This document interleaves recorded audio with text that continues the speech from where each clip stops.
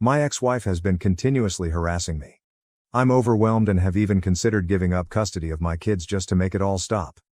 Original post. I don't know where to begin. I was married for 13 years.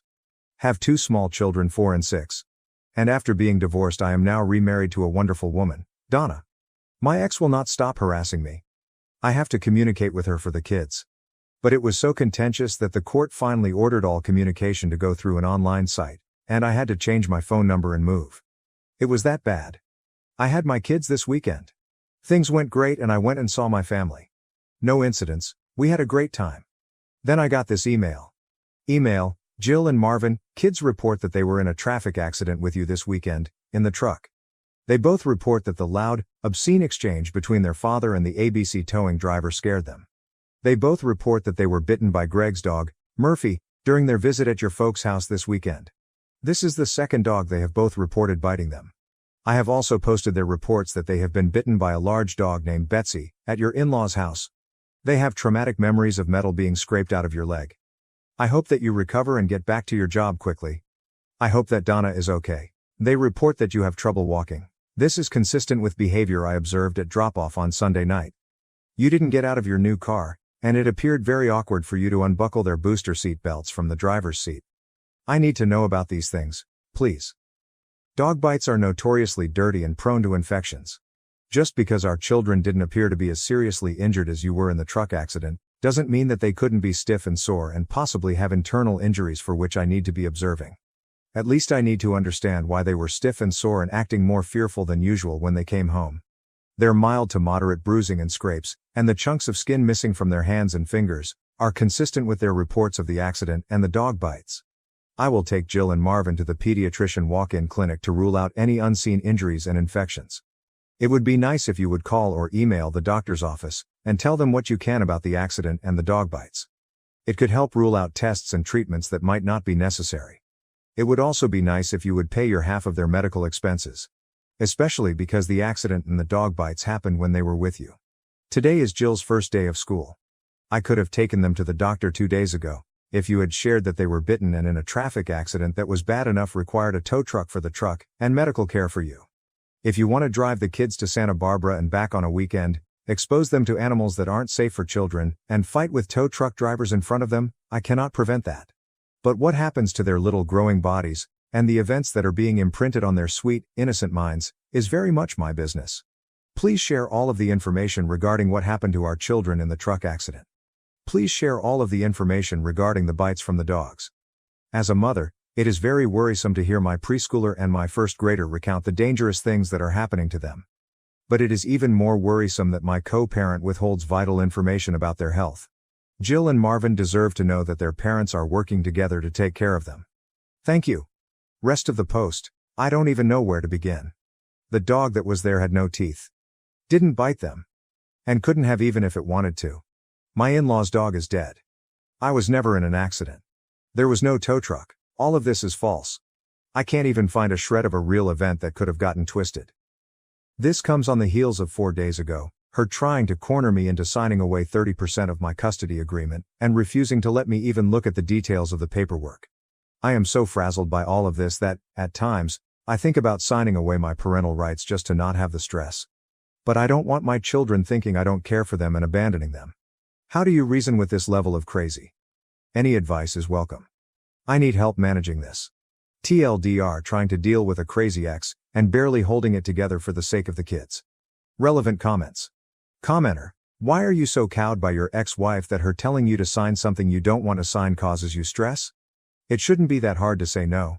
Oop. That is a brief snapshot. When it's every day, or every other day, it gets stressful. I never know what accusation is going to be lobbed at me next. When they divorced, 2 years ago. To a deleted comment, yeah. I already spent almost all of my savings to get the custody agreement I have. Dropping another $20,000 would be tough. To pay for I'd have to pick up another job, which would then not allow me to access the custody I am wanting. Commenter. Turn this over to your lawyer. Please fight this fight. I know it is hard, but can you imagine growing up with a mother who chooses to rewrite history and reality to suit her whims? Oop. Lawyers have been contacted. No response in 3 days, emailed with this craziness this morning. Still crickets. Commenter. Their mild to moderate bruising and scrapes, and the chunks of skin missing from their hands and fingers, are consistent with their reports of the accident and the dog bites. So do these things not exist or what? Oop, I didn't see anything. A scrape on the foot from the flip-flop one was wearing, but other than that, nothing. Commenter. How does Donna feel about all of this? Oop, pissed. It is a major source of conflict in our marriage. Actually, it is just about the only thing we ever argue about. Tangential post. Title: Legal rights surrounding a primary custody parent who after 4 attempts is not picking up her children from me, the non-custodial parent. California. I am in Southern California. I don't know what to do here. I am the non-custodial parent. I have had the kids for 1 week, 4 and 6, during Christmas break. Due to the high conflict nature of my ex, we have been assigned a co-parenting person to help mediate. On the 30th we were supposed to exchange the kids back to her care. I showed up 15 minutes early to the location, and we waited for 1 hour and 7 minutes before giving up and leaving. She had been claiming she was right there for over 35 minutes. The location was an IHOP, 300 feet from the freeway exit. After I left, I got a slew of messages calling me all sorts of names and claiming that she had just shown up, but that I had left. This song and dance has happened before. She said she would meet me anywhere, just to let her know where. This time I called her bluff and picked a location 2 miles from my home, and told her, the kids are hungry and tired of waiting. I'm taking them to my house. When you arrive at the location, 11 miles from the IHOP, text me and let me know, and I'll bring them right over. I sent her the location 5 times in text and twice via email. 4.5 hours later. Nothing.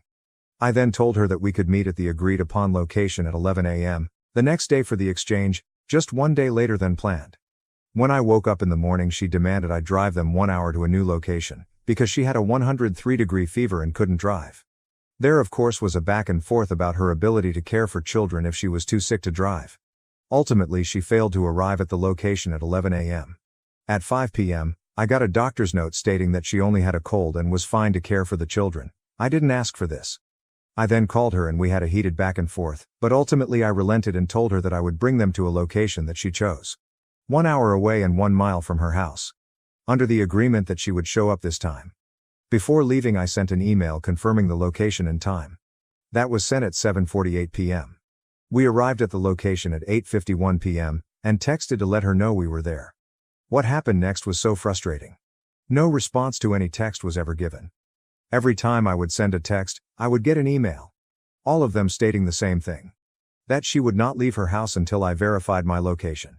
I sent her 6 different responses to emails telling her where I was. All I would get in response is more messages asking me to confirm my location. I even made a phone call telling her where I was. Unfortunately at this point I was in such disbelief I did yell at her and tell her to get her ass down here. Not my finest hour. At 10:21 p.m. With kids in high anxiety and crying that their mom had forgotten them again, we left and drove the hour back home. I have now messages accusing me of child abduction. I don't know what to do. I am not subjecting my kids to this again. I can't bear to watch them check every car, and get excited, I think I see her. Over and over again for hours while she plays these games. My worry is that the cops are going to come knock down my door. When I have done everything I can to make these exchanges work. Is this enough to have my lawyers file an emergency hearing to get primary custody? I am in limbo right now since neither my lawyers nor the co-parenting person will be in the office until the 3rd. TLDR mother has missed 4 exchanges in 2 days. What are my legal rights in this situation? Relevant comments. Commenter. Why can't you just drop the kids off at her house if she's not feeling well enough to drive? It sounds like she's playing games and you're letting her. Oop. She has told me over and over again not to come to her house, under any circumstance. Commenter. Was the mediator alerted to this situation when it was occurring?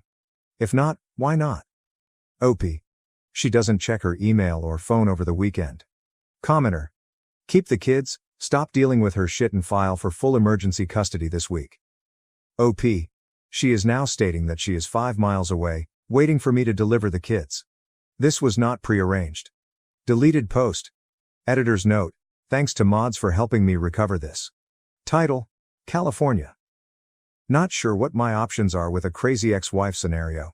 Literally, I am in the process of a 7:30 evaluation for primary custody of my kids. 2 kids 7 and 5 today, was another doozy of an exchange, and I am fearful for the kids. I don't know what my options are here, if any. My ex was 53 minutes late to the exchange today. At 4:24 she sent me a text stating she was exiting the freeway that is 2 miles from the meeting spot arranged in co-parenting for today. She doesn't show up until 4:53. Exchange goes okay. But I know something is coming, because if she is ever in the wrong she has to lash out and blame someone else or invent a scenario where she is the victim. I had to wait all of 4 minutes. I got a text stating, "I just drove by your car, and the back seat was empty. Where are the kids?" I said, "Wasn't my car, I have 2 kids."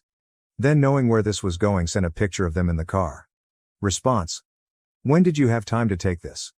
"Because I had plenty of time to look at the stoplight. You were alone. It's okay if Donna, my current wife, has them. It's totally legal, just weird to hide it." I then called her. She answered. I said, "Hi," she said hi, and then I asked the kids to say hi. I then asked the kids, "Where are we kids?" At this point she started saying, "Hello, hello? Is there anyone there?" I then got a text. "Thank you for the phone call, but there was no sound." I responded, "I am turning off my phone now. These accusations are bizarre." I got back.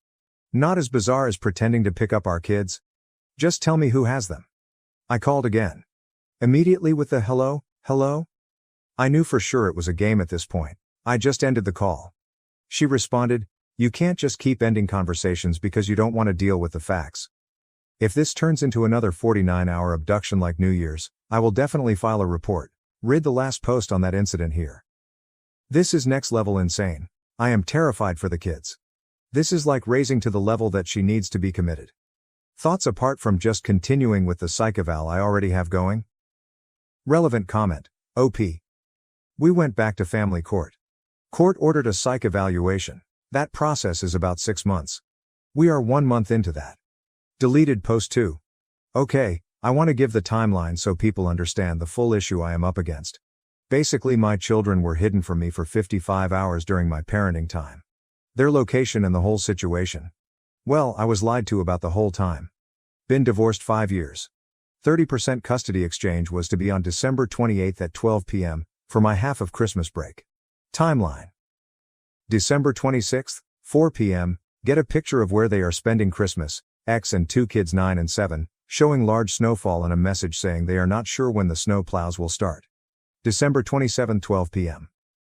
Another picture and message stating the same thing, except in the picture you can tell cars have left and come back from first picture. 6 p.m.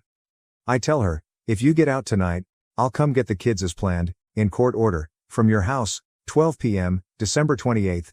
"If you do not get out until the morning, do you want to just bring them by my house, on the way from where she is coming from?" I get a thumbs up to that message. 8 p.m., I ask if she got out. No response. December 28th, 9 a.m. I ask for a status update so I know if I need to drive the hour to her house. No response. 10:20 a.m. I ask again for an update. No response. 11 a.m., I leave to drive the hour for exchange, not knowing info. 12 p.m. Exchange time.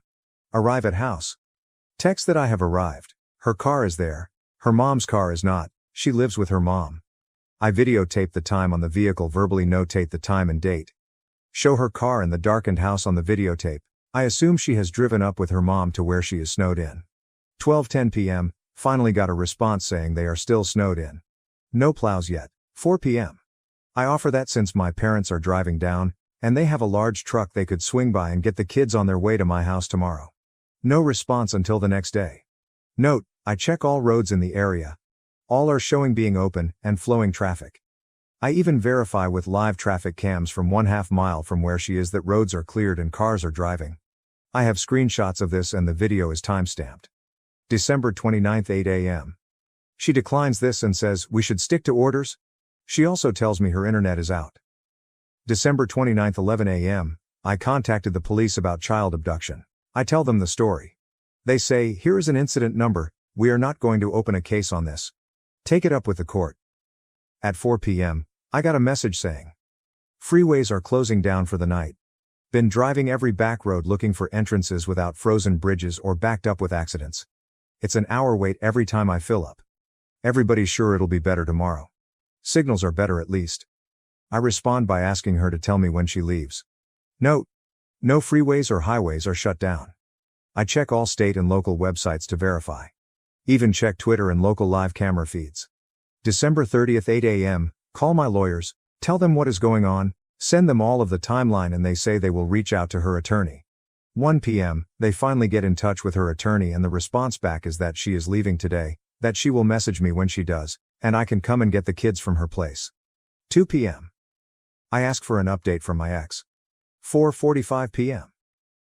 Still having gotten no communication, I call my lawyers again. They call her lawyer. I finally got a response. I have left. That's all. At 6 p.m., get a message. I am home, you can come get them. 7 p.m. 55 hours past exchange. I get the kids and I ask them about the snow and being stuck. I was not trying to pry information or grill them, just casual light conversation. They tell me that they have been at home for 3 days. Since the night of the 27th, now I am asking some more pointed questions. I ask about what car they drove. They are kids, maybe the timeline is wrong. They say they were in their mom's car because grandma had to leave on Christmas Day to be back home, so they drove separately. They say that mom said I told her she could keep them for 2 more days. I am furious. It was all lies. I am contacting lawyers today. But what are my options here? I want to have a reasonable expectation walking into this.